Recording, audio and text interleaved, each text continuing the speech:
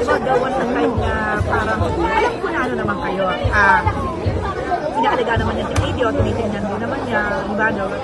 Pero parang may time na may hindi kayo okay talaga. May time po na hindi okay. Basta simula po nung naghiwalay kasi kami. Walang communication na Ano na lang kami, parang pag Casual. pupunta siya, casual lang, civil lang kami. Tapos kailan yung, at bakit nangyari na parang Naging okay. Ayun po, siguro sa mga nangyari, mga na-experience ko din last year na parang may mga times din na anayin ko yung anak ko para magsasorry ako kasi wala akong oras, ganyan. Parang, anak, pasensya ka na, like ko, inukuna yung trabaho ko, tapos wala akong oras. Hanggang sa na-realize ko na parang, ako nga nakasama, may mga pagkukulang sa anak ko eh. Parang, kung ano man yung iniisip ko kay Chris na parang, dapat kasi tatay ka, ganito ginagawa mo, ganyan. Sarahin ko na. Kung ako nga may pagkakamali, parang sige na, open ko na parang, wala na akong isipin, dapat ganito ka. Parang, sige na, magtulungan na lang tayo kay Katie. Parang dahil siguro sa mga nangyari sa akin last year. Kayong trending kapag gumagawa kayo ng vlogs and video. Alam niyo, hindi ko talaga alam. Talaga. Last, kahapon, nag-fan meet po kami. Yung mga age talaga ang lala. May 17 hanggang 68 years old. Kasi mga mamis, lola, ha? anong pamilya mo? Gabi sa Max Scout Tobias. Tapos iyak talaga ako kasi first time ko maka-experience ng ganyan. Pinagandaan nila, tapos ang daming regalo. Tapos sabi ko sa buong buhay ko, parang ngayon lang ako naka-experience ng ganito. Sa KKK, kasi KKK tawag namin sa amin eh. Ang lalala nila.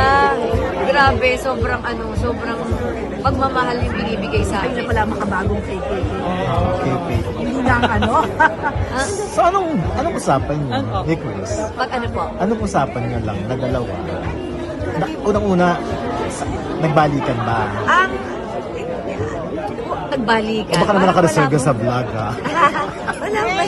Siguro, hindi ko po alam. Basta kami po kung ano po yung nakikita nila. What you see is... Yun po talaga kami. Wala po kaming pretending. Kasi hindi kami, yung shoot namin, like nung wala pa si Chris, ganyan naman po talaga ako. Sinushoot ko yung daily life namin ni Katie. So nung dumating siya, ganun lang din. Hindi po kami na, ganito, gagawin natin, sweet tayo. Hindi po. Pero kayo ba din, gawan ng time na parang, alam ko na ano naman kayo, inaalaga naman yung video, tinitingnan din naman niya, iba daw. Pero parang may time na may hindi kayo okay talaga. May time po na hindi okay. Basta simula po nung naghiwalay kasi kami. Walang communication na Ano na lang kami, parang pag Casual. pupunta siya, casual lang, civil lang kami. Tapos kailan yung, at bakit nangyari na parang Naging okay. Ayun po, siguro sa mga nangyari, mga na-experience ko din last year na parang may mga times din na anayin ko yung anak ko para magsasorry ako kasi wala akong oras, ganyan. Parang, anak, pasensya ka na, like ko, inukuna yung trabaho ko, tapos wala akong oras.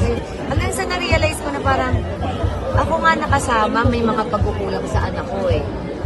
Parang, kung ano man yung iniisip ko kay Chris na parang, dapat kasi tatay ka, ganito ginagawa mo, ganyan. Sarahin ko na. Kung ako nga may pagkakamali, parang sige na, open ko na parang, wala na akong isipin, dapat ganito ka. Parang sige na, magtulungan na lang tayo kay Katie.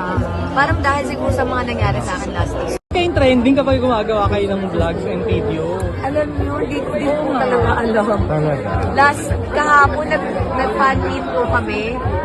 Yung mga age talaga ang lala. May 17